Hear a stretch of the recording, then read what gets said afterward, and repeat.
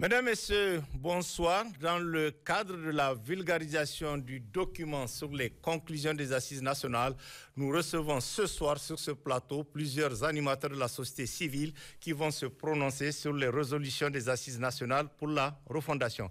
Des acteurs de la société civile qui ont pris part activement aux travaux des Assises nationales et qui vont nous dire exactement les contours des décisions prises lors des discussions qui ont eu cours pendant les travaux en commission et en plénière, mais également au cours de la rédaction du document final qui vient d'être validé par le président de la République, chef de l'État, le général d'armée Abdraman Tchani. C'était le 26 mars dernier. Nos invités sont Madame Bayer Mariama Gamatié, vice-présidente de la Commission nationale des Assises nationales. Monsieur Nuhu Mahamadou Arzika, président de la sous-commission numéro 2, refondation politique et institutionnelle, président du MPCR. Et M. Ablaï Seydou, coordinateur M102, vice-président de la Commission nationale des Assises nationales. Chers invités, bonsoir et merci d'avoir répondu à notre invitation où nous allons parler des résolutions des Assises nationales pour la refondation. Qu'est-ce qu'on doit retenir des conclusions des Assises nationales? Quels sont les points saillants des débats qui ont marqué les travaux de ces Assises nationales? Que dit la charte de la refondation qui vient d'être validée par le président de la République? Quels seront les premiers chantiers à réaliser pour cette refondation dont le mandat du chef de l'État est de 5 ans? Ce sont autant de questions qui se posent avec acuité dont nous tenterons d'apporter des réponses au cours de ces débats. Et pour entamer cette émission, cette première question, que dit la charte de la refondation qui vient d'être validée par le président de la République le mercredi 26 mars dernier lors d'une cérémonie solennelle tenue au Centre international de conférence Mamad Gandhi. Madame Bayer Gamatié, bonsoir. Et bienvenue sur le plateau du grand débat. On commence par vous. Merci, M. Tchemogo, de me donner l'opportunité de participer à ce grand débat. D'accord. Permettez-moi tout d'abord de m'incliner devant les victimes du terrorisme, qu'elles soient civiles ou militaires. Et le drame odieux de Fambita vient nous rappeler que nous sommes en guerre et que les Nigériens doivent changer de logiciel. Ils doivent être en mode de vigilance et de veille. Parce que ce n'est pas fini, ce n'est pas maintenant que ça va finir. Et il faudrait que nous soyons dans ce mode de vigilance-là, premièrement. Deuxièmement, pour dire aussi que l'impérialisme ne va pas nous laisser. Et la guerre pour la souveraineté et l'indépendance qu'on a commencé depuis le 26 juillet doit être vraiment notre véritable cheval de bataille. Parce que, excusez-moi de faire un petit rappel. Oui, allez-y. Il y a eu l'esclavage, la colonisation, le néocolonialisme, la démocratie.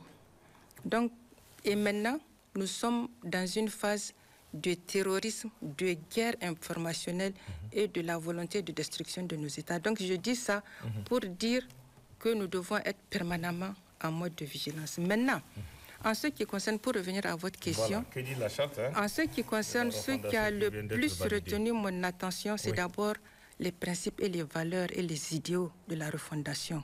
Parce que nous sommes enfin revenus à nos valeurs culturelles, porteuses de progrès, porteuses de solidarité, porteuses d'entraide, porteuses aussi de dignité et de souveraineté, je le répète. Ce qui est important, ce sont ces valeurs qui devraient guider l'action de tout un chacun, de son Excellence le Président de la République aux citoyens lambda. Parce que qu'est-ce qui fait que devant les fonds publics, moi je me retiens alors que je peux les prendre, je peux les voler. Et qu'est-ce qui fait que quelqu'un d'autre les vole ou bien quelqu'un d'autre les utilise à d'autres fins? C'est justement parce que on a intériorisé. Moi, j'ai intériorisé ces valeurs-là et je connais leur importance. Et c'est ça qui a le plus retenu mon attention, vraiment, le fait que dans la charte qui a valeur constitutionnelle aujourd'hui, toutes ces valeurs-là qui ont été citées devant tout le monde, elles seront vraiment le guide, la boussole. Bon, au-delà de ça, je pense que c'est le fait que la justice sociale, et on a suffisamment parlé de ça. Il y a eu un geste fort qui a été fait par le président de la République pour renforcer la cohésion sociale et la réconciliation. Maintenant, au-delà de la justice, comme je le disais tout à l'heure, il faut que le peuple fasse corps avec son armée pour lutter contre l'insécurité, pour que notre pays vraiment retrouve ses lettres de noblesse, soit refondée. Donc pour moi, il est surtout question de ces valeurs-là, d'abord dans un premier temps. Merci. Bonsoir, Aruzka, bonsoir et bienvenue sur le plateau du grand débat. Que dit la charte de la refondation qui vient d'être validée par le président de la République le mercredi 26 mars dernier lors d'une cérémonie solennelle tenue au Centre international de conférence Mahatma Gandhi? Je vous remercie de l'occasion que vous nous donnez. Pour la première fois après les assises de la Fondation. D'accord. De prendre la parole dans le cadre de votre émission phare, le grand débat, qui a accompagné la transition, j'allais dire, qui a accompagné notre lutte pour la refondation depuis le 26 juillet 2023. Pour être précis. Et progressivement, ça aidait à prendre forme pour que les gens comprennent vers où on veut aller, progressivement. Donc, je pense que c'est une excellente chose. Mais avant, il faut me permettre de saisir cette occasion pour exprimer mon affliction. Par rapport à tout ce qui est en train de se passer contre notre peuple, contre notre pays. Et notamment ce terrorisme impénitent, cette guerre asymétrique qui nous est imposée. Et aujourd'hui, Dieu merci, heureusement que c'est une des choses qu'on avait pratiquement anticipées et qu'on avait perçues, qu'on avait vu un peu plus tôt, et on a attiré l'attention des gens qui ne voulaient pas écouter, et que finalement les choses ont fini par se révéler, et au grand jour on sait qui a fait quoi, qui peut faire quoi et comment. Donc je profite pour présenter mes condoléances à la nation entière par rapport à ce qui est arrivé, toutes les personnes qui ont perdu leur vie et dans cette affaire de terrorisme, que ce soit à l'est ou à l'ouest, un peu partout dans le pays. Et le tout dernier cas qui nous rappelle Inates et Chinagoder, et Karamga et l'autre, c'est que là on vient de perdre 44 personnes. Fambita. Et ça, je pense que c'est quelque chose de très important. Alors vous savez, on nous a demandé dans le cadre de ce travail de réfléchir pour voir en tant que sous-commission refondation politique et institutionnelle. D'accord.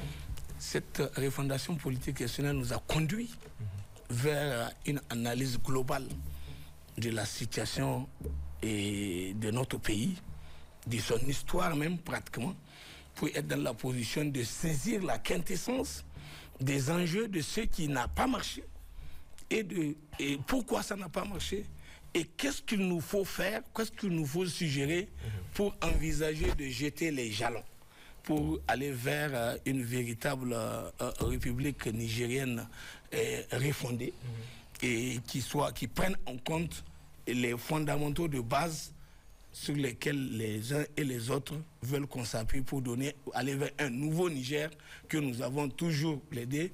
Je me rappelle qu'on a commencé à parler de cette affaire de refondation depuis 20 ans et pour dire qu'on ne peut pas continuer à accepter que les accords léonais que la France nous a imposés le 24 avril 1961, que ces accords-là doivent continuer à régenter notre pays et que c'est sur la base de ça qu'on est en train de nous appauvrir. Nous ne sommes pas un pays pauvre, encore moins un peuple pauvre, mais on est un peuple appauvri. Donc la charte a pris en compte ça. Elle a pris en compte tous ces débats qu'on a fait dans les sous-commissions et les débats qu'on a fait en plénière et les débats qu'on a reçus à travers les propositions et les contributions des uns et des autres, à travers les appels téléphoniques, à travers comment on appelle ça, les réseaux sociaux. Les réseaux sociaux, non pas les réseaux sociaux. Au niveau de la commission, on avait créé le call center. On a fait un call center. On avait d'autres voies d'action pour permettre aux gens de réagir. Donc tout ça là, on a fait des synthèses et on a mis ça ensemble pour voir maintenant qu'est-ce qu'il nous faut proposer en termes de documents de synthèse pour qu'il soit une charte qui prennent en compte l'essentiel des recommandations qui rentrent en ligne de compte dans la question de la refondation politique et institutionnelle. Et c'est cela qui a donné lieu à cette charte que vous avez vue.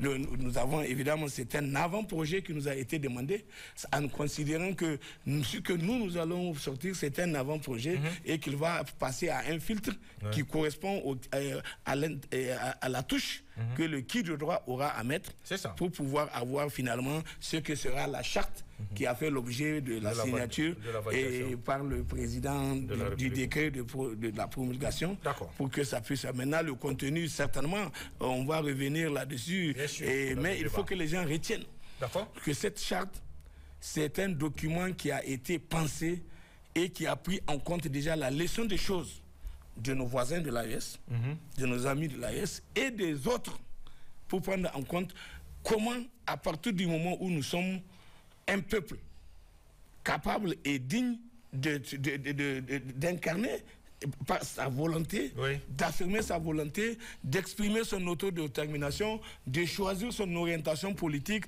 son mode de gouvernance, sa manière de gouverner. On n'a pas de mimétisme à faire, ni de clichés. Et c'est cela qui nous a amené à élaborer cette charte comme ça. Et on a dit qu'elle a valeur constitutionnelle. Et comme elle a valeur constitutionnelle, alors ça permet de régler les problèmes de ceux qui pourront dire qu'il n'y a pas de constitution. On a désormais un document qui règle ces questions. D'accord, merci nous. Ablaye, bonsoir. Et bonsoir, bienvenue aussi sur le plateau du grand débat. Que dit cette charte de la refondation qui vient d'être validée par le président de la République? Merci Tchemogo. Permettez-moi, à l'instar de mes autres camarades, d'exprimer mon indignation, ma consternation suite à l'attaque barbare et lâche qui a été perpétrée par les terroristes et leurs alliés contre des populations civiles en pleine prière le vendredi. C'est inédit. Et c'est là dénote la cruauté, n'est-ce pas, de ceux qui sont en train de commettre ces actes et dont on le sait, comme l'a dit Madame tout à l'heure, l'ultime objectif, c'est de nous déstabiliser et de pouvoir faire main basse sur nos ressources, chose qu'on a refusée depuis le 26 juillet. Et exprimer mes condoléances les plus attristées, n'est-ce pas, au peuple nigérien, aux familles des victimes et souhaiter un prompt rétablissement aux blessés. Les blessés auxquels nous avons rendu visite dès le premier jour de leur arrivée à l'hôpital de référence. Et profiter également de l'occasion pour inviter les autorités au plus haut niveau, notamment le ministère de la Santé, à s'enquérir des conditions de leur prise en charge et de veiller à ce que cela soit effectif conformément aux orientations et aux instructions du président du chef de l'État qui a dit que toutes les victimes des incidents sécuritaires doivent être intégralement et totalement prises en charge. Voilà. C'est important. Ceci dit, pour revenir à votre question, que dit la charte de la fondation? En ce qui concerne la charte, permettez-moi également, d'abord parce que c'est pour la première fois que je m'exprime sur la question des assises nationales, depuis leur début jusqu'à la fin, parce que vous êtes acteur, vous êtes quand même de s'allier et de relever d'abord de la commission, le caractère inclusif et transparent de ces assises nationales. Du début à la fin, Ablaye, vous avez été témoin, vous avez été acteur, les médias avaient accès aux travaux en sous-commission, en plénière. Tout a été fait dans la transparence totale, mais aussi dans la liberté, n'est-ce pas, d'opinion, d'idées, de pensées et dans l'indépendance totale. Les gens se sont exprimés en toute liberté. Leurs opinions, exprimées en toute liberté, ont été traitées et traduites dans les recommandations, n'est-ce pas, et qui sont au nombre de 545 au final, et qui concernent toutes les 5 thématiques qui ont fait l'objet de débats au cours des assises nationales.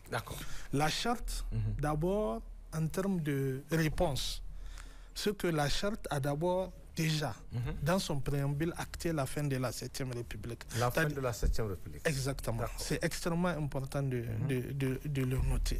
Et aussi, ce que la charte a, travers entériner les décisions des assises nationales qui ont consisté à accorder au président du CNSP chef de l'État le titre du président de la République, c'est-à-dire tous les attributs, le titre du président de la République, n'est-ce pas? C'est que la cérémonie du 26 mars a consacré. Mais aussi a maintenu le caractère quand même de république indivisible, n'est-ce pas? Et démocratique et sociale, et a décidé d'internaliser, de s'approprier et de donner toute la force que cela requiert dans notre lutte de souveraineté et d'indépendance à nos valeurs socio et culturelles. La charte, n'est-ce pas, reconnaît par exemple l'islam comme religion majoritaire, n'est-ce pas, et qui cohabite en parfaite et en bonne intelligence avec les autres confessions religieuses. Ça, c'est quelque chose de majeur parce que vous savez, dans le temps, on a toujours conféré que là, c'est le principe de séparation de l'État avec la religion et que notre République est une République laïque et c'est là a un certain nombre de conséquences, y compris l'internalisation des valeurs qui sont occidentales, de dépravation des mœurs qui ne sont pas en phase avec nos valeurs traditionnelles. C'est pour cela, dans cette charte, il a été également fait mention de réprimer, n'est-ce pas, tous les actes, tous les comportements, toutes les attitudes ayant des traits avec, par exemple, les comportements des LGBT et tout ce qui s'ensuit. Donc ça, c'est quelque chose de fondamental, c'est révolutionnaire. Et aussi, c'est que la charte a réaffirmé notre appartenance à la Confédération des États du Sahel et a décidé dans le cadre. Et autre chose qu'il faut rapporter, c'est qu'avant, on parlait de transition. Mais on a mis, à travers les assises nationales, ces termes péjoratifs ne vaut point pour le Niger. On est dans la refondation. À partir du 26 mars, à partir de la date de la... Donc on ne parle plus de transition, on ne parle plus de gouvernement de transition, on ne parle plus de premier ministre de transition, mais on parle plutôt d'un gouvernement de la refondation. Et c'est ça qui a amené également dans la charte, au-delà des missions qui sont définies. Et pour la refondation, les organes, n'est-ce pas, et de la refondation a été proposée. Et je pense que, comment il s'appelle, également, on a renforcé, n'est-ce pas, notre attachement à l'idéal panafricain, notre volonté, n'est-ce pas, de défendre et de réaffirmer notre souveraineté en prenant toutes les dispositions, déjà toutes les valeurs positives qu'il y a dans l'ancienne constitution de la 7e République en ce qui concerne les ressources naturelles. La charte, n'est-ce pas, à capitaliser cela et à renforcer notre volonté de faire en sorte que notre pays puisse avoir le contrôle sur ces ressources naturelles et l'exploiter au bonheur exclusif de ses filles et des fils, et ce conformément à la vision du chef de l'État.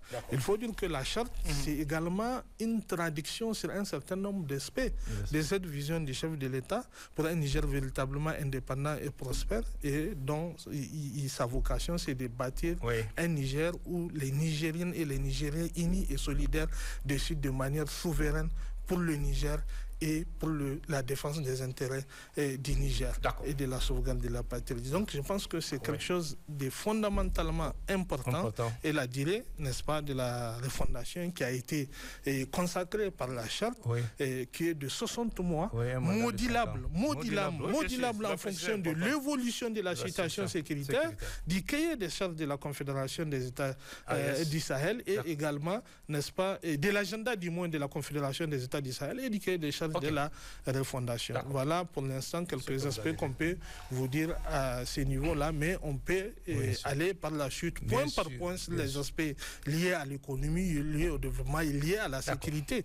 Parce que la charte est également dans notre volonté d'apporter une réponse à la priorité des priorités que la question sécuritaire a décidé de voir comment est-ce qu'on peut aussi, dans le cadre de la rétribution, de la redistribution des revenus issus de l'exploitation des ressources naturelles, inclure le domaine de la défense et de la sécurité comme étant également un secteur prioritaire à côté de l'agriculture et de l'élevage, vers lequel il faut investir, n'est-ce pas, prioritairement les ressources pour doter nos forces de défense et de sécurité des moyens nécessaires à l'accomplissement de leur mission noble de défense de l'intégrité du territoire de notre pays. Vous avez dit que cette refondation et cette charte qui a été validée a mis fin à la 7e République. Ça m'amène à poser cette question. Aujourd'hui, on est dans quelle république si la 7e République est Vous savez, nous ne restons pas prisonniers. Savoir à peu près qu'est-ce que se passe. Nous ne restons pas prisonniers des nombres. Le plus important, nous avons dit on ne va pas faire le débat si on est dans la 8e République ou pas. Le plus important, c'est que nous sommes au Niger. Et nous considérons que tous les attributs de la République sont réunis et nous avons un président de la République qui est là et qui joue pleinement ce rôle-là. C'est pour cela qu'il y a eu la cérémonie qu'il y a eu. Mais vous savez que les Occidentaux, les impérialistes étaient là à la manœuvre et certains qui considéraient que justement que Bazoum est toujours le président selon etc. Donc il aurait fallu que les assises nationales, nonobstant tout ce qu'on connaît à travers les événements du 26 juillet, l'ordonnance également, puissent s'affirmer sans aucun embâche sur cette situation. Et les assises nationales ont entériné, ont en tout cas pris acte de la fin de la 7e République, et n'est-ce pas, et qu'aujourd'hui nous sommes aujourd'hui, non, pas forcément, pas forcément, et aujourd'hui nous sommes dans un processus de refondation de la République. C'est ça qu'il faut comprendre. Nous sommes dans un processus. Non. On est dans la refondation de la République. On est dans la refondation de la République et nous sommes en train de nous donner tous les moyens pour que d'ici les 5 ans, n'est-ce pas, et de pouvoir jeter les bases et réussir les conditions de refondation d'une République au terme de laquelle il y aura des élections démocratiques, libres, transparentes, exclusives, avec une nouvelle constitution, n'est-ce pas, avec des nouvelles organes ici, des élections démocratiques, etc. Mais conformément aux principes et aux valeurs que nous sommes assignés, non seulement à travers la charte, mais aussi à travers les autres documents légaux qui vont sortir, tels que la charte des partis politiques, la constitution, n'est-ce pas, et beaucoup d'autres documents. Mais nous sommes véritablement dans la refondation, c'est ce qu'il faut retenir. Nous voulons réagir par rapport excusez-moi à ça, quelques mots avant de continuer. Il faut noter qu'en fait, nous ne sommes plus dans l'ancien schéma.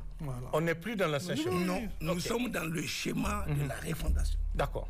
Et c'est par rapport à cette volonté d'affirmer notre souveraineté et notre indépendance, et notre volonté d'affirmer notre autodétermination, et le choix libre que nous avons en vertu de tous les textes qui nous engagent, notamment, y compris la charte, même si c'est par rapport à la charte africaine des droits de l'homme et des peuples, elle nous donne le droit à l'autodétermination de nous déterminer, de choisir la forme de gouvernance que nous voulons et qui va implémenter la volonté de ce que nous voulons faire dans le but d'être une réponse aux préoccupations de l'organisation de la gouvernance, de la fonctionnalité des institutions que nous aurons à mettre en place pour que ces institutions, dans l'harmonie de leur fonctionnement, puissent produire une gouvernance de qualité qui rend possible et une refondation de la démarche totale.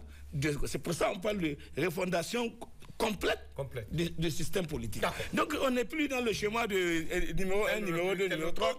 Et nous ne sommes pas dans ça. Et il faut que les autres... Voilà. Et donc nous sommes dans la refondation.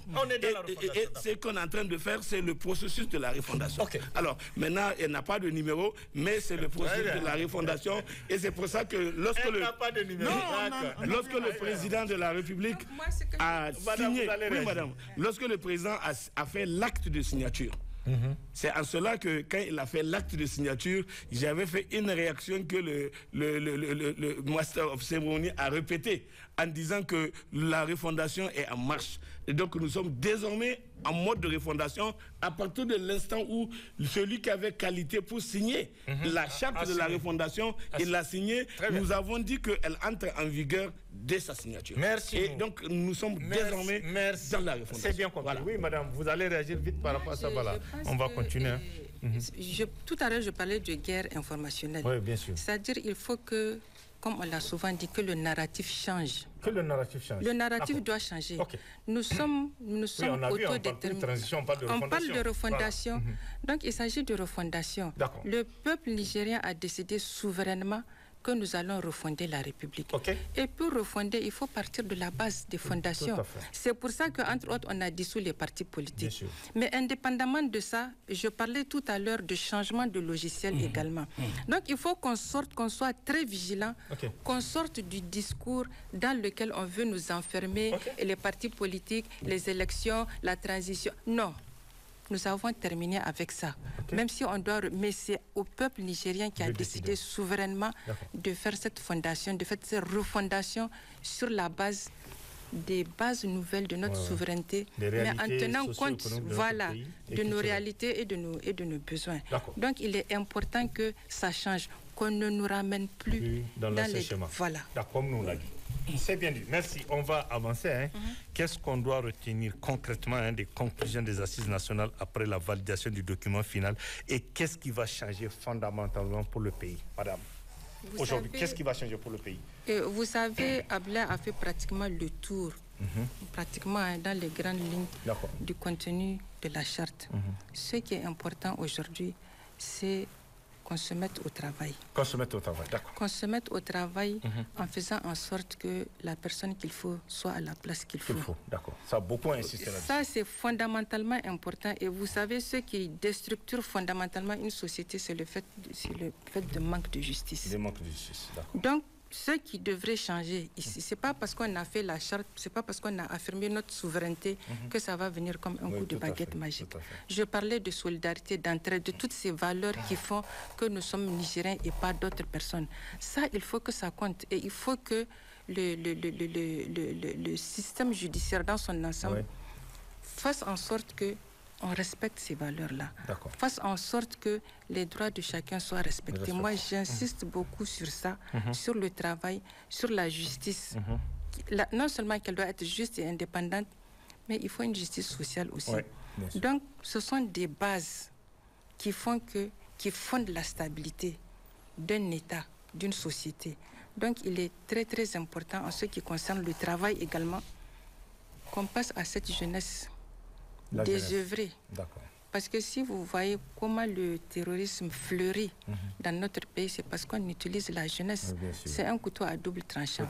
Donc il est important également que du point de vue de cette frange de la population qui est la plus nombreuse, qu'on soit vigilant, qu'on soit attentif par rapport à leurs besoins et par rapport également à leur responsabilisation dans le processus de développement. Ça, c'est très, très important. Donc voilà un peu, si vous voulez, indépendamment de tous les points qui ont été balayés, soulevés. Donc les points sur lesquels je voudrais insister, et la question du profil est importante. La question de la justice elle est importante. Oui. Donc voilà ce que je voudrais... Merci madame. Merci. Oui, nous, qu'est-ce qui va changer fondamentalement pour le pays après la validation de cette charte de la refondation? Vraiment. Pas qu'est-ce qui va changer, mais qu'est-ce qui doit changer. Qu'est-ce qui doit changer? Qu'est-ce qui va changer? Qu'est-ce qui doit changer? Qu'est-ce qui doit changer? Parce que beaucoup de choses doivent changer à partir de ce que nous avons convenu. Il y a eu des recommandations fortes qui ont été formulées, et nous avons déjà pris en charge toutes ces recommandations dans le cadre de l'élaboration de la charte. Désormais, la charte est là. Oui, elle est là. Donc, à partir du moment où la charte est là, il est bon que vous compreniez qu'on est déjà dans un processus de ce qui doit changer. Par exemple, dans ce qu'on a dit ici par rapport à le truc sur la souveraineté, je crois l'article 3, c'est ça. On y va. Donc là, il a rappelé ça. On a dit que la République du Niger sera... L'État du Niger est un État unitaire, une République indivisible, souveraine, démocratique et sociale. Démocratique s'entend la conception que nous avons du caractère démocratique de la République, c'est la prise en compte de la volonté du peuple dans tout ce qu'il y a à faire. Et parce que la démocratie, c'est le gouvernement du peuple, par le peuple et pour le peuple. C'est en cela qu'on parle le Niger est une république démocratique. On y va. Tout ce qui va être fait, qui est en train d'être fait là, c'est très clair. Donc il ne faut pas que les gens pensent que la démocratie égale élection, égale parti politique, égale résultat des élections. Donc c'est que ça soit très clair, ça doit être entendu dans l'esprit des gens. Et ensuite, nous avons dit qu'il faut que les gens acceptent, ça c'est Ablaye l'a déjà rappelé, nous sommes dans un contexte d'une démarche qui ne sera pas celle qui était celle de la 7e République, où on avait dit l'État, dans les principes de la République, on a dit l'État est séparé de la religion. Donc c'est comme un État païen, un État qui ne respecte pas les croyances de ses citoyens.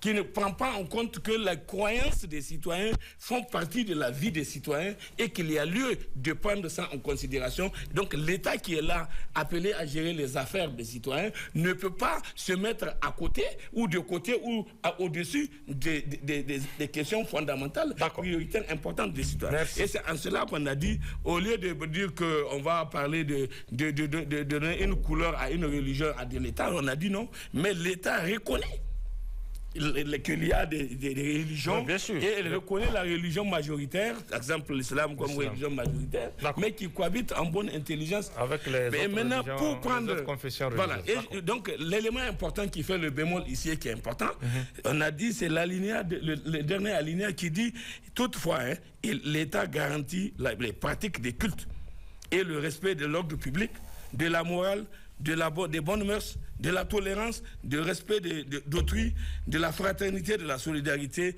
du vivre ensemble et de l'unité nationale. Ça, on est d'accord. C'est ça qu'on a ajouté. Pour qu'on puisse mettre l'État dans son rôle, l'État régalien, voilà ce qu'il a. Il doit garantir à tout le monde ça. Maintenant, on va directement à ce qui doit changer, comme vous l'avez dit. Ce qui doit changer, c'est que le président a déjà pris désormais à partir de déjà a pris l'engagement. On a dit, premièrement, tout à l'heure, il a parlé de la notion de la justice.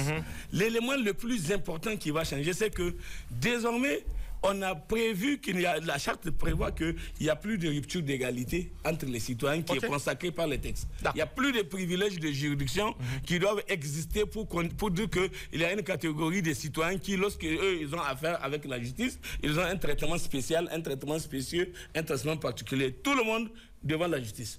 Et on a besoin d'avoir affaire à une justice juste et indépendante, celle-là qui va être animée par des gens qui auront la conscience des enjeux. Parce que là même les magistrats qui aujourd'hui, on le sait, dans les actes qui ont été beaucoup soulevés, dans la sous-commission qui en a traité, les gens ont soulevé beaucoup des impairs, beaucoup de mauvais comportements et qu'on a observé dans les acteurs de la justice. On est d'accord. Alors donc, il faut maintenant discipliner les uns et les autres.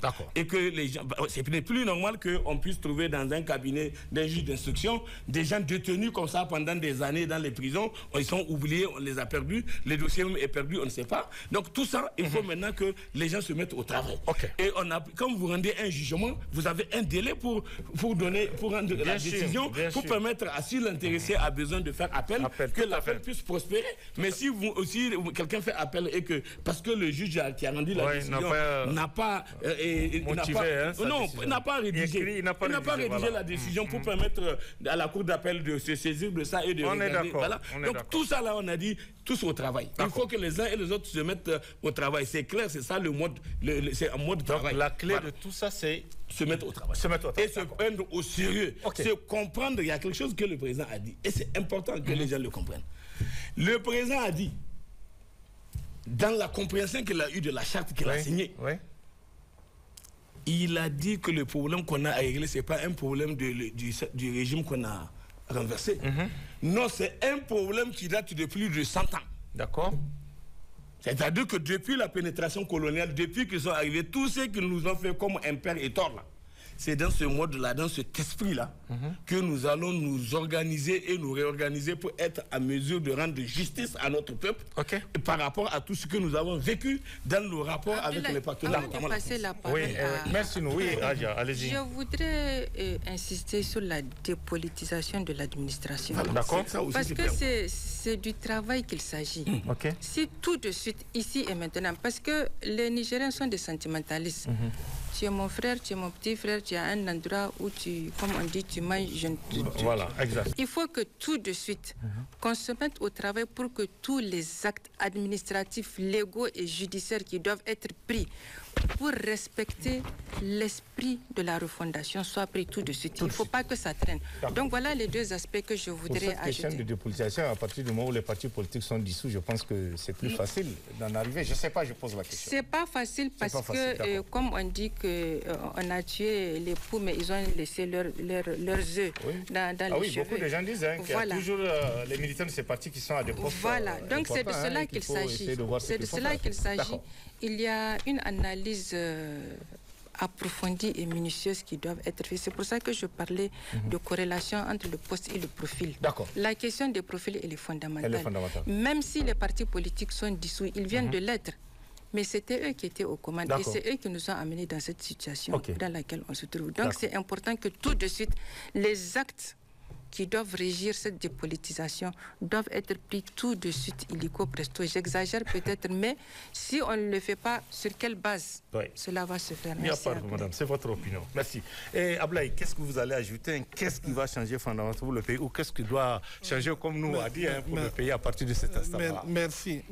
Pour le comprendre, il faut aller voir les missions définies à la refondation. D'aller voir les missions définies à la refondation. D'accord. Et avant d'arriver à ça, je voudrais déjà insister sur le fait que toute la cause de ce qui a mené le 26 juillet, c'était la banalisation de la souveraineté nationale et la spoliation au peuple. Des biens de l'État. Au peuple de son titre de souverain. Parce qu'en réalité, vous savez que la constitution de la 7e République à son temps et toutes les constitutions antérieures d'ailleurs ont bel et bien dit que la souveraineté appartient au peuple. Tout à fait. Mais dans les faits de gouvernance, il n'en est rien. Le peuple, en réalité, les citoyens sont des sujets au service par les impôts qu'ils payent des gouvernants qui sont les souverains. D'accord. Toute la gouvernance constitue tout simplement à spolier le peuple de ses biens et le mettre au service d'un certain nombre d'acteurs parce qu'ils exercent une fonction qu'on appelle la politique. C'est ça, la vérité. Et c'est l'analyse de tout ça qui a amené aujourd'hui déjà à renforcer. Quand on prend par exemple l'implémentation des bases militaires ou la présence des forces étrangères dans notre pays, désormais, c'est là pour laquelle vous êtes battu, désormais, à travers la charte qui a été promulguée par le chef de l'État, c'est là et du ressort du peuple souverain du Niger à travers un référendum. Vous avez entendu ça aux assises nationales lorsque le secrétaire général du gouvernement a donné les points saillants de la refondation. Ça, c'est quelque chose de d'éminemment important et fondamental. Et quand on revient par rapport aux missions, il s'agit d'abord, contexte sécuritaire oblige, de lutter contre le terrorisme, préserver l'intégrité du territoire national et assurer la paix et la sécurité des personnes et de leurs biens sur l'ensemble du pays. Mener des réformes politiques, économiques, sociales, culturelles, administratives et institutionnelles inspirées de notre vécu, de nos cultures et traditions. Voyez-vous, la place que les traditions, les valeurs culturelles prennent dans la définition des politiques publiques en vue de la refondation de l'État pour un Niger véritablement indépendant et prospère. C'est-à-dire que tout ça doit contribuer à matérialiser la vision du chef de l'État. C'est aussi engager des réformes économiques, politiques, administratives et institutionnelles en vue de renforcer la souveraineté nationale et consolider l'état des droits. C'est-à-dire que pour nous, ce processus de refondation également, n'est-ce pas, consolide également l'état des droits, mais l'état des droits au service, comme nous l'a dit, au vrai sens, qui incarne véritablement le gouvernement du peuple par le peuple et pour le peuple. C'est aussi réformer le système éducatif en vue de l'adapter aux valeurs socio-culturelles et aux besoins de développement du pays. Notre pays vient de sortir, comme les autres, de la francophonie, qui en réalité était l'instrument, n'est-ce pas, qui a beaucoup travaillé dans la manière de nous doter d'un système éducatif en réalité qui n'est pas productif, qui ne prend pas en compte nos besoins et qui ne contribue à rien au développement. Donc aujourd'hui, dans le cadre de la refondation, notre système éducatif va devenir un système éducatif qui répond à nos besoins de développement, qui prend en compte les valeurs socio-culturelles, qui valorise nos langues nationales, qui vont avoir une place importante dans l'enseignement, y compris les valeurs religieuses, n'est-ce pas, etc. Mais aussi, comme madame l'a dit, promouvoir le mérite. Le mérite, la bonne gouvernance, la justice sociale, la redevabilité, le patriotisme et la citoyenneté responsable. Toutes ces valeurs et toutes ces valeurs et tous ces principes seront donc pris en compte dans tous les changer et enfin renforcer l'indépendance de la justice ainsi que la lutte contre l'impunité et la corruption. Nous, a dit relevé tout à l'heure qu'aujourd'hui, la question de l'indépendance de la justice, c'est beaucoup moins, n'est-ce pas, et des intrusions, n'est-ce pas, de l'immixtion des autorités politiques que des comportements des acteurs de la justice eux-mêmes. Malheureusement, il y a beaucoup de brebis galeuses dont les actes malheureusement ne riment pas avec cette situation et il va falloir que justement dans les réformes qui vont être mises en place dans le cadre de la refondation amener à avoir un juge, n'est-ce pas, qui ait le comportement qui sied conformément à sa prestation de serment. Mais et ça c'est fondamental, les deux derniers points. Assainir et construire la vie politique en la débarrassant des dérives et pratiques contraires aux principes et valeurs de la refondation. Et cela ne saurait être possible avec les partis politiques qui ont été donc et voilà la conséquence de leur dissolution. Et enfin, donc tout ça, on doit arriver à la fin à adopter une nouvelle constitution et organiser des élections locales, nationales, libres, transparentes, inclusives et crédibles pour véritablement, n'est-ce pas, aller vers le développement socio-économique de notre pays. Mais il faut reconnaître qu'aujourd'hui, toutes les actions, que ce soit du citoyen au gouvernement au plus haut niveau, doivent être guidées par un certain nombre de principes et de valeurs. Les principes de dignité, les principes de patriotisme, le principe, n'est-ce pas, de souveraineté, d'indépendance, d'être au service de la nation, de tolérance, de probabilité, n'est-ce pas, de dialogue. Il faut comprendre que le Niger, là, nous appartienne à tous. C'est pour cela, vous avez vu, et sincèrement, permettez à Blaye de le souligner, nous avons beaucoup apprécié et aimé. Et la franchise du chef de l'État, le discours des souverainetés, le discours des vérités qu'il a eu à tenir en langue, en Hausa, en Jarma, je dirais, non, pas en Hausa, en Jarma et en Fulfulde. Je ne dis pas le discours lui-même. Là, on arrive. Mais les interventions, il a pris son temps après le discours officiel d'investiture pour tenir un discours de vérité aux Nigériens. Parce que Ablaye, durant 2 semaines, les gens ont empoisonné la vie des Nigériens. Les réseaux sociaux, parce que le chef de l'État a dit aux Nigériens, il faut que les Nigériens arrivent à apprendre à se pardonner et à oublier. Et les gens ont pris ça pour dire que le président de la République a demandé de pardonner à ceux qui sont responsables de tous les maux du Niger et qu'il veut l'impunité. Le président, les assises, c'est lui qui les a initiés. Le président, c'est lui qui a créé les conditions pour que les assises se tiennent dans la transparence, l'indépendance et la liberté la plus totale. Et en recevant les conclusions des assises, le président a dit, vous avez fait votre partition, je jouerai la mienne sans aucune faiblesse. Mais Ablaye, mieux, en recevant les membres de la commission, après la clôture, il a dit, vous avez certes fait un travail important et je pense que 99% des Nigériens se retrouveront dans ces recommandations. Mais le travail le plus important qui nous reste à faire aujourd'hui, après ça, c'est de faire en sorte que ces recommandations soient mises en œuvre à un taux plus élevé. D'accord. N'est-ce pas? Et c'est quelqu'un qui vient, il fait tout ça là. Et les gens par la haine. Les gens par la haine. L'ignorance et aussi la manipulation, malheureusement, des ennemis externes se sont permis d'aller dans tous les sens. Oui, bien sûr. C'était 2 semaines qu'on a vécu mal. Mais le président, il est venu, aujourd'hui, il a restitué la vérité. Et les gens ont entendu. Et je pense que beaucoup qui sont dans l'aspect ignorance ont compris. Et ils ont pris le chemin. Mais c'est extrêmement important que les gens doivent comprendre que nous sommes dans la refondation. Nous sommes dans la construction d'une nation. D'une nation, tout à fait. Et pour ce faire, la République du Niger là, nous appartient tous. Et c'est pour cela qu'on a dit, les partis politiques, on les dissout. Pas pour faire des citoyens de seconde zone, comme je l'ai dit la dernière fois.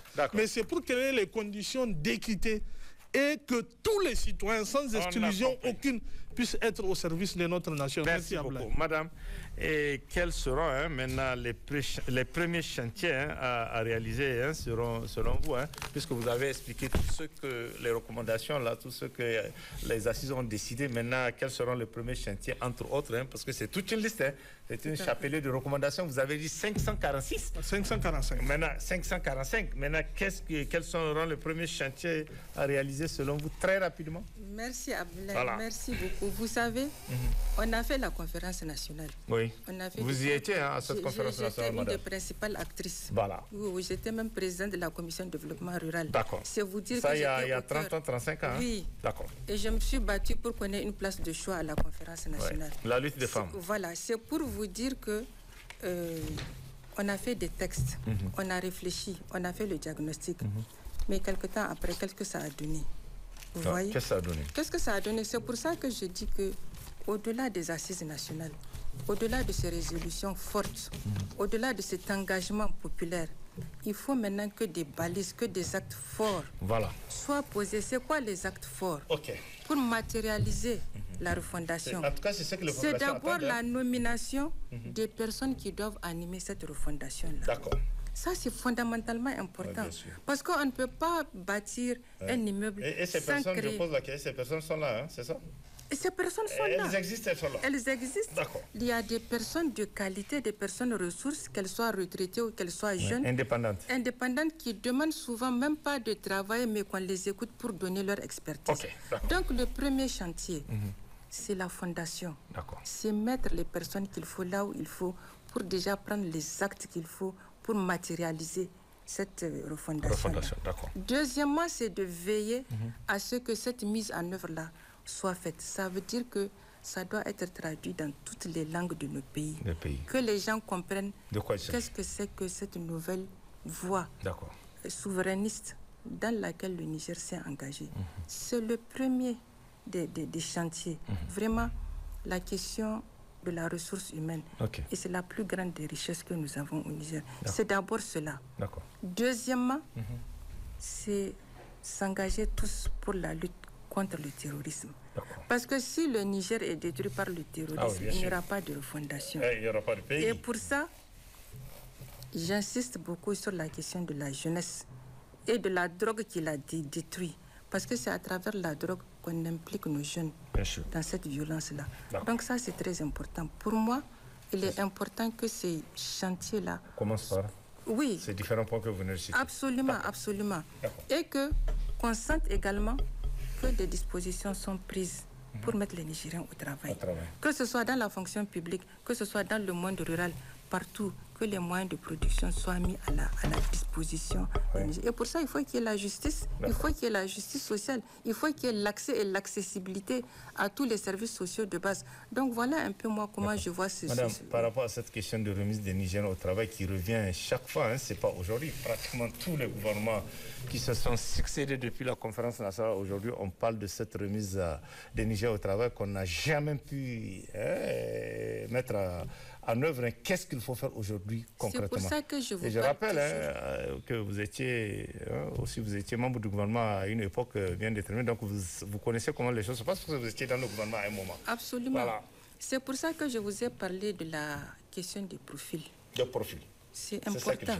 Si quelqu'un ne sait pas faire son travail et qu'on l'a mis parce qu'il est fils Dieu ou bien ami, ça ne marche pas comme ça. Ça ne peut pas marcher premièrement. Deuxièmement, même si la personne connaît son travail, si elle n'est pas imbue de toutes ces valeurs qui ont été mises, et ce n'est pas par hasard que nous les avons mis dans la charte, c'est important. Et troisièmement, s'il n'y a pas une justice qui suit pour voir que ces principes-là sont appliqués, on ne peut pas remettre les Nigériens au travail. Puisque Abdoulaye a fait une bêtise, on ne lui a rien fait. Pourquoi moi je ne vais pas faire et puis... Donc voilà, c'est les fondamentaux qu'il faut mettre en place. Tant que l'administration n'aura pas été dépolitisée, tant qu'on n'aura pas mis les personnes qu'il faut aux places qu'il faut, tant qu'on n'aura pas toiletté la justice, tant qu'on n'aura pas pris tous les actes législatifs, réglementaires et légaux qu'il faut, qui fondent cette fondation-là, et qu'on l'explique aux Nigériens, parce que les Nigériens ont le droit de comprendre, de savoir. Donc on ne pourra pas aller loin, on va retourner à la case départ. Ce qui n'est pas souhaitable. Ce qui n'est pas souhaitable et ça ne sera pas souhaitable, parce qu'il y a un engagement fort de la plus haute autorité. Oui, le président de la République. Voilà. Tout à fait. Oui. Et il y a eu cet engagement également de la population du Niger à l'accompagner dans cet élan. Voilà. Et qui n'attendent que cela. D'accord. Donc voilà, merci, monsieur. Merci. Oui, nous, qu'est-ce que vous allez ajouter sur les premiers chantiers qu'il faut réaliser, hein? À partir de ce que vous avez dit, puisqu'on a vu toutes ces propositions. Les sont déjà clairs, les actes sont déjà posés. Les actes ont été posés. Ils sont déjà en train d'être posés parce que déjà le 26, le président a signé la charte. Il a signé la charte. Il a signé le décret qui a promulgué la charte. Donc, désormais, la charte est en vigueur. En vigueur, ok. Et il y a maintenant des dispositions à prendre pour la mise en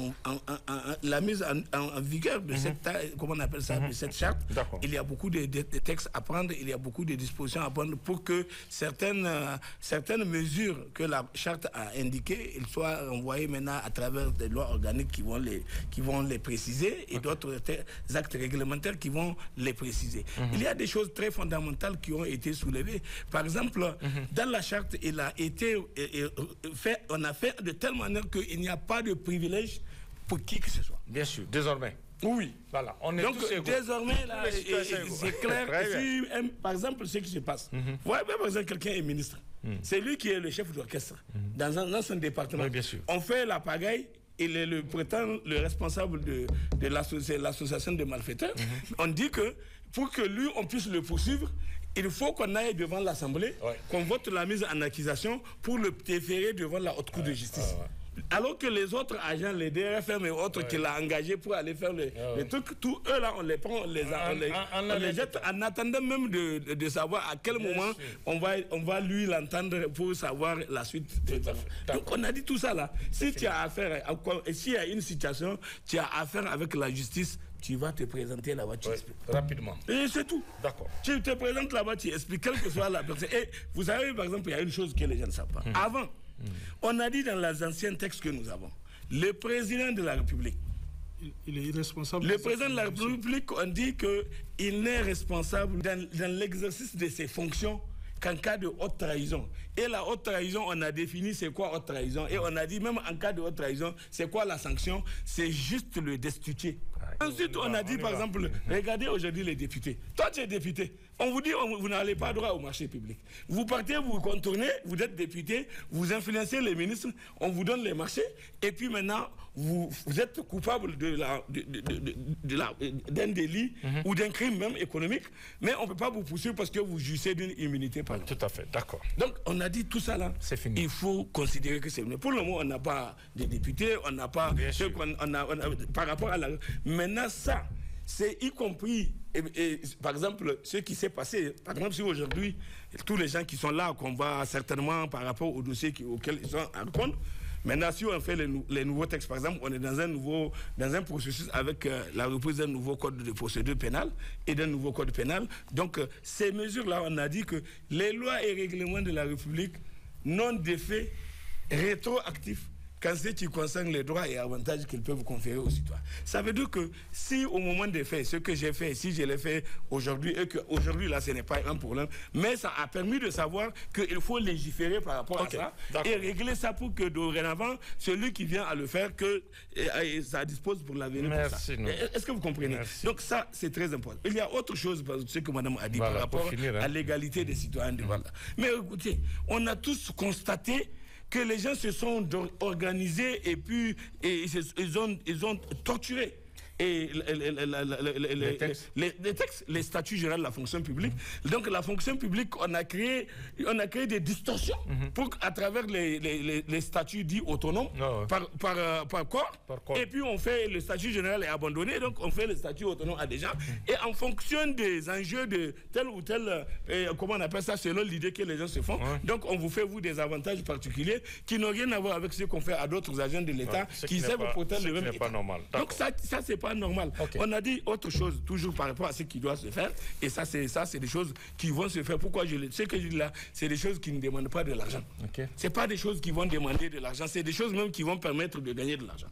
Voyez-vous, aujourd'hui, on a fait des ruptures d'égalité, on a fait en sorte que certains acteurs qui sont les mêmes agents de l'État, on les a fait des avantages faramineux, induits, et qui font la différence entre eux et les autres fonctionnaires. Tu peux m'expliquer pourquoi est-ce que quelqu'un qui est dans un bureau, parce que lui, il est dans la chaîne des recettes, ça va lui permettre d'avoir droit, d'avoir un revenu, des avantages qu'un enseignant qui est en train de former les enfants et qui est en train de les élever, lui, il n'a droit à rien.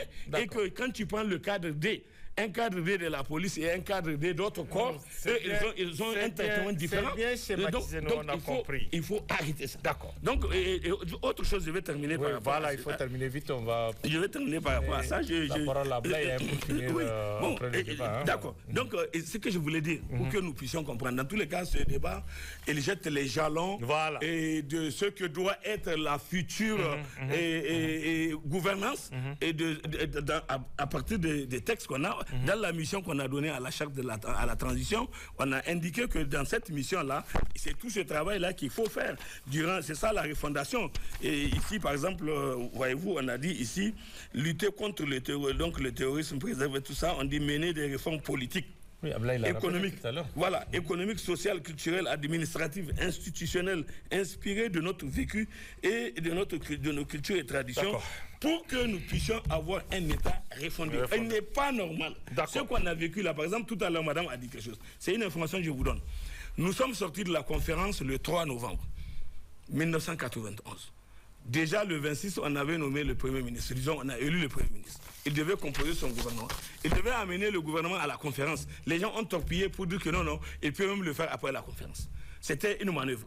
Parce que des gens voulaient soustraire la nomination des ministres de la transition, de l'emprise de la conférence et du contrôle de la conférence. Ils ont fait ça, on ne l'a pas fait. Donc c'est parti, et on a attendu la fin pour que le gouvernement là soit présenté, soi-disant au HCR. On est d'accord. Maintenant, qu'est-ce qui est la pire des choses?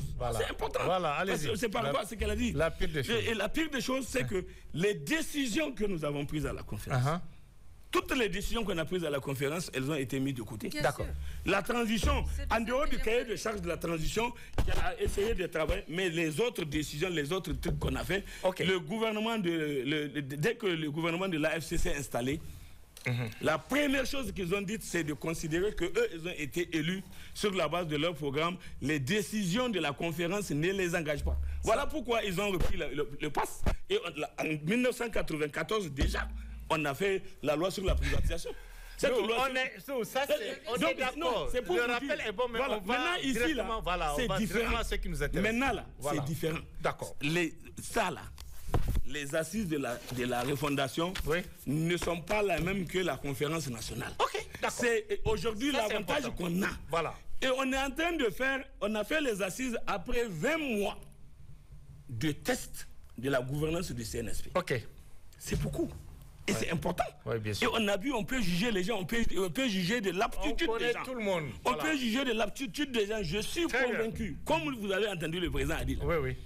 Allah Akbar. Le président dit que si il sait peut-être ce que les gens ne savent pas.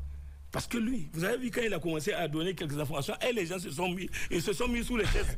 Parce qu'ils ne s'imaginent pas qu'il connaît tous ces détails. Il faut conclure. Qu'est-ce qui va se passer? Alors, ce qui va se passer, c'est ça qui est important. Ce qui va se passer, c'est que certainement, je suis sûr d'ailleurs que le travail est en train de se faire. D'accord. Pour que chacun se mette. Déjà, j'ai dit, on a acté le mode de refondation. Nous sommes en mode de refondation. Je suis sûr que tous les acteurs, chacun à ce qui le concerne, de ceux qui doivent faire quelque chose par rapport à ce qu'on a pris comme décision, chacun est en train de se mettre à pied d'œuvre.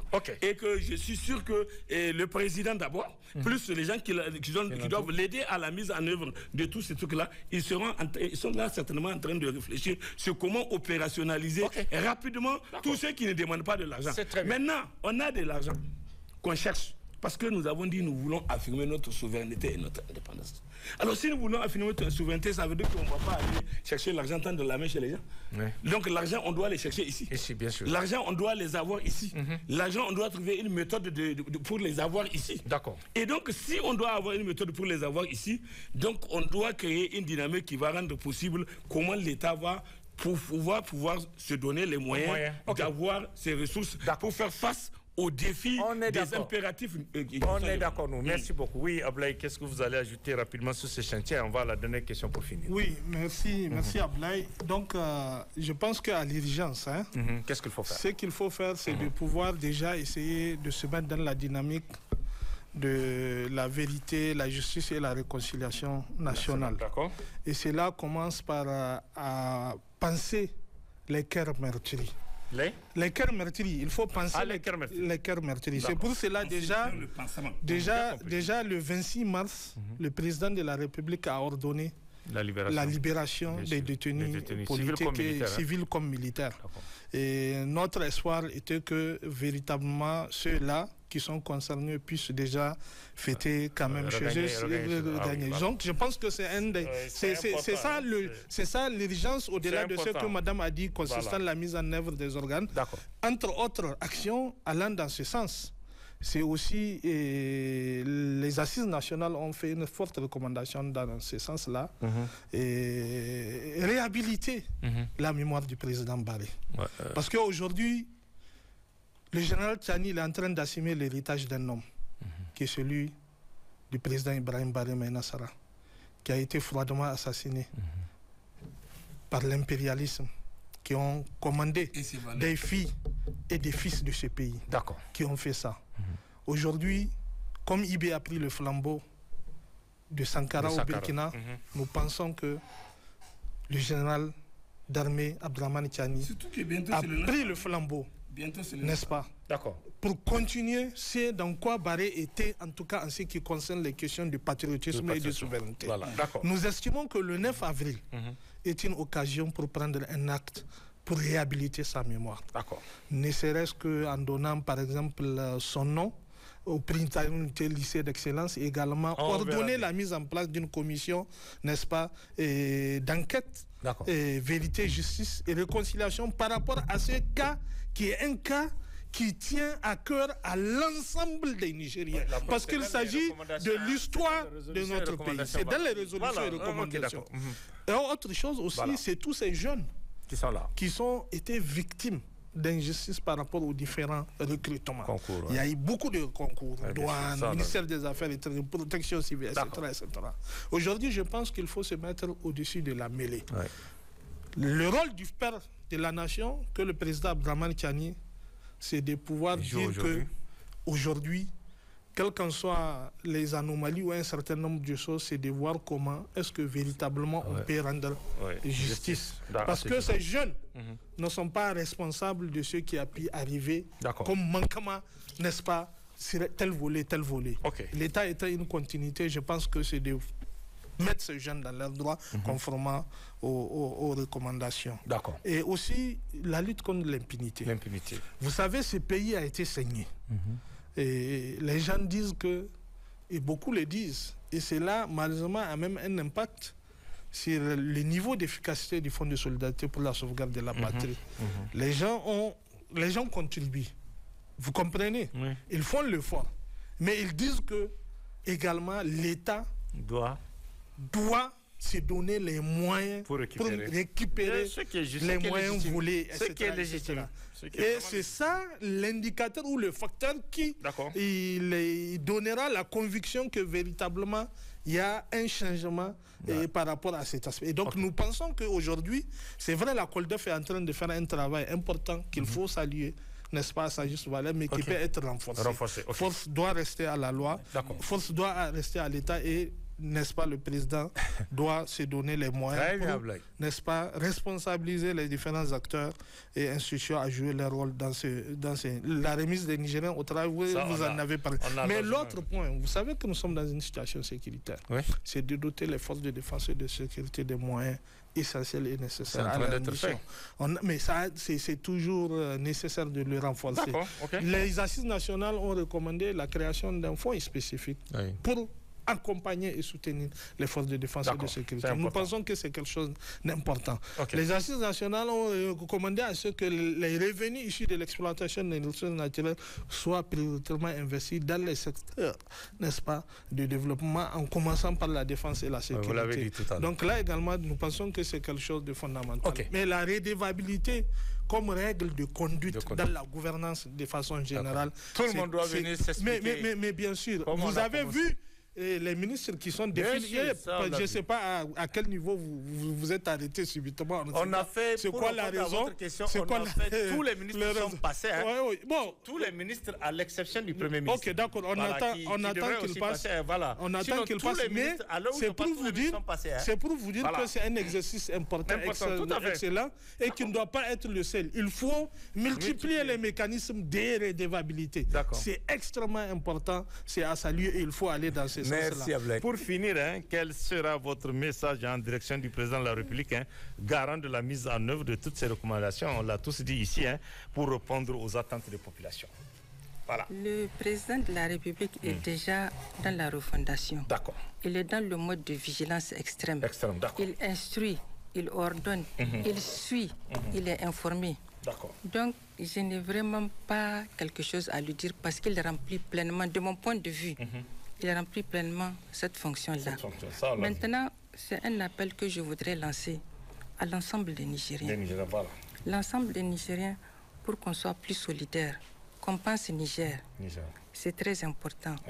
Qu'on se mette de manière soudée derrière nos forces de défense et de sécurité.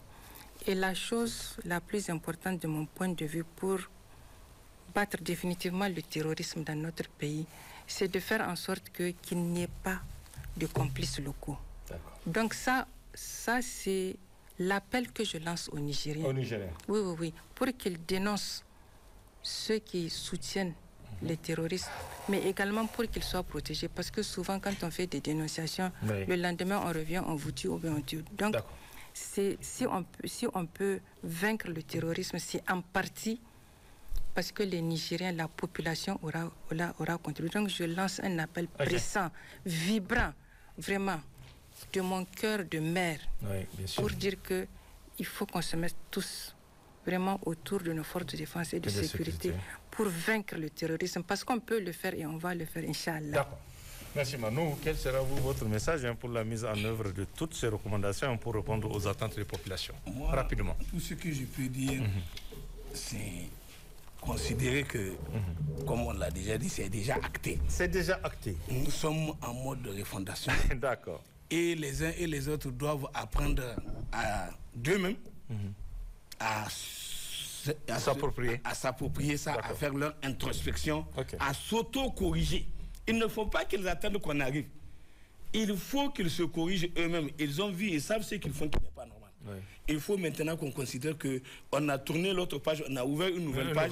Cette nouvelle page-là, on ne veut pas qu'il y ait des taches noires là. On veut maintenant que ça soit de très lointains mauvais souvenirs et que les uns et les autres se mettent à ça. Le président l'a dit dans son intervention en langue. Ce qu'il a dit en langue, c'était du fond de son cœur. C'est des réalités qu'il était en train de vivre. Exactement comme toutes les personnes de bonne foi qui savent que dans ce pays, il y a des gens qui font double jeu. Ils sont blancs le matin, ils sont noirs le soir.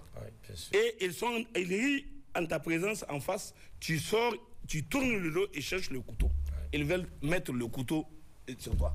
Donc les gens sont inutilement et dangereusement méchants.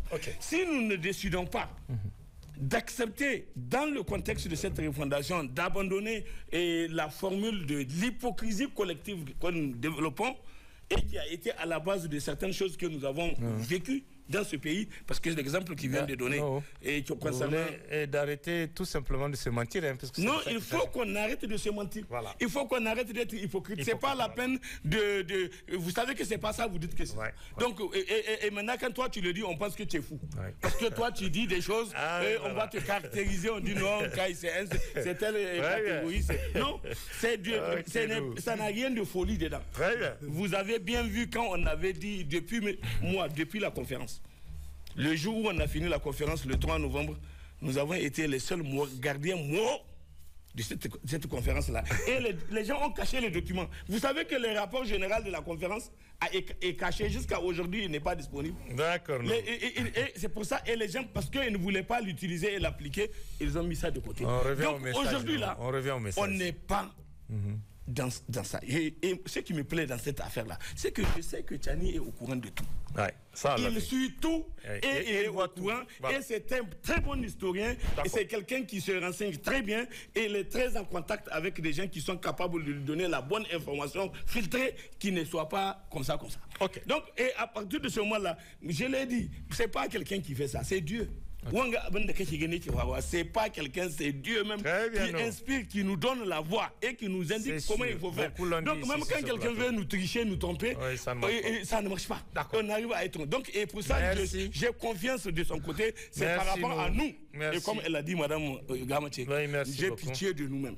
J'ai pitié des Nigériens parce qu'il y a des Nigériens, si nous voulons être au rendez-vous de la refondation retrouvée. Ce n'est plus une affaire de souveraineté retrouvée, mais de la refondation retrouvée pour une souveraineté certaine et une indépendance affirmée et assumée.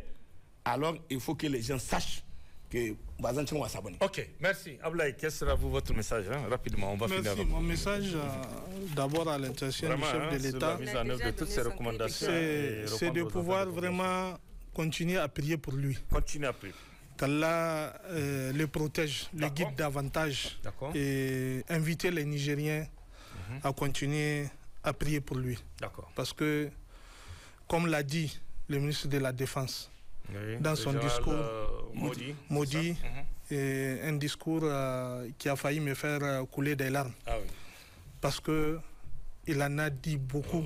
Mais lui, en tant que ministre de la Défense, son aîné, a eu à dire beaucoup de long.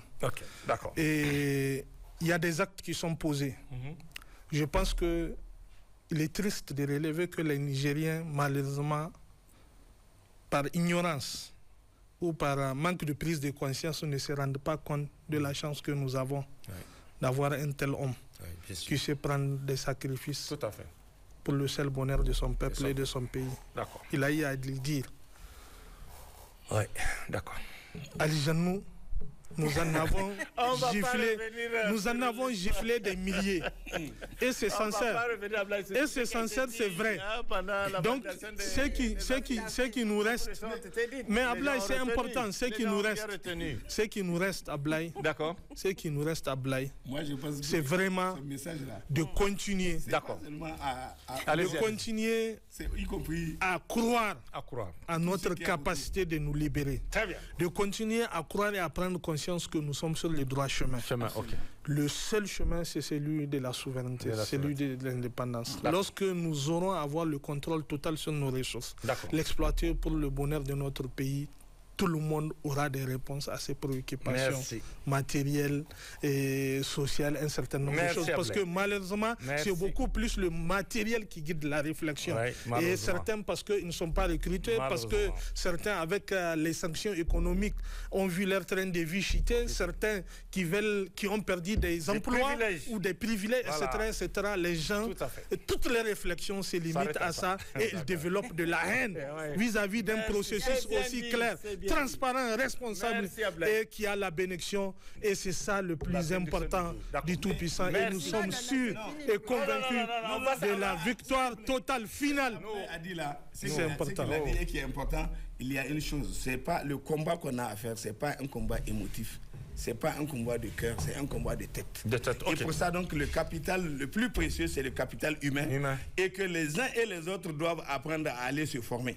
Chaque jour, ils doivent constater qu'ils ont appris quelque chose. Tout à fait. Pour être à mesure d'être au rendez-vous de ce combat face à nos différents partenaires avec lesquels on va travailler. C'est bien précisé. Voilà, ça, c'est ça que je voulais dire. Merci, vraiment, pour votre contribution à ce débat. Blaye, vraiment merci pour aussi votre participation. Madame, merci vraiment pour votre contribution. On a vu, vous avez tous dit ici, nous sommes dans l'heure de la refondation et on a choisi notre système politique à nous, qui n'a rien à voir, vous l'avez dit, avec le schéma traditionnel qu'on a connu de telle république. Le narratif a changé, c'est très important. Et je pense que beaucoup de Nigériens vont comprendre cela, parce que j'avoue que depuis qu'il y a eu cette cérémonie de validation, beaucoup de questions sont posées. On est dans quelle République, comment ça va se passer. Aujourd'hui, on ne va pas revenir là-dessus, vous avez tous apporté la réponse et je pense que c'est très clair.